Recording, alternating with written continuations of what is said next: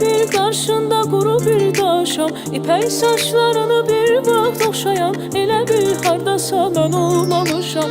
Elə dayanırsan, elə baxırsan, elə bir qarşında quru bir daşam, İpək saçlarını bir vaxt oxşayan, elə bir hardasa mən olmamışam.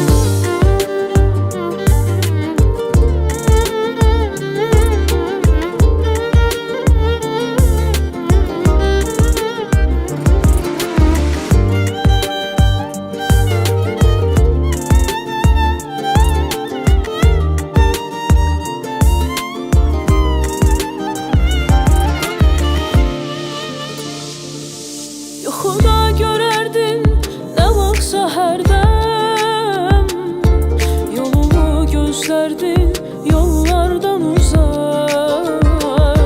Mən sənin yoxundan çıxıb gəlmişəm, o da bir yuxudur, gəl tanış olaq.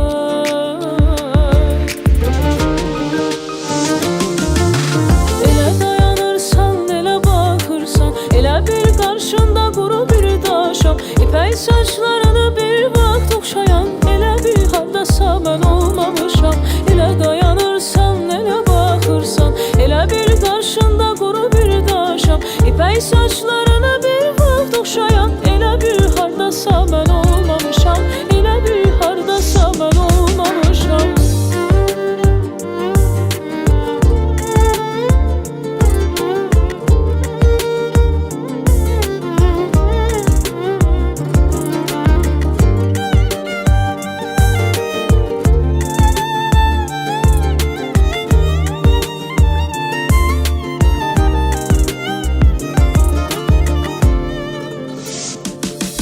Səni dostlarımla, tanışlarımla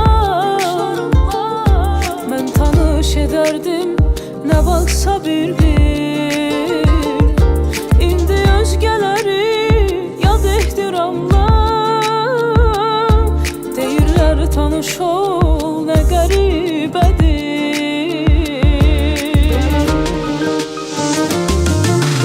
Elə dayanırsan, elə baxırsan, elə bir qarşında quru bir daşam, İpək saçlarını bir vaxt oxşayan, elə bir hardasa mən olmamışam.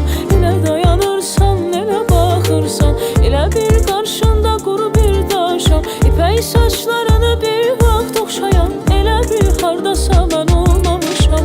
Elə dayanırsan, elə baxırsan, elə bir qarşında quru bir daşam, İpək saçlarını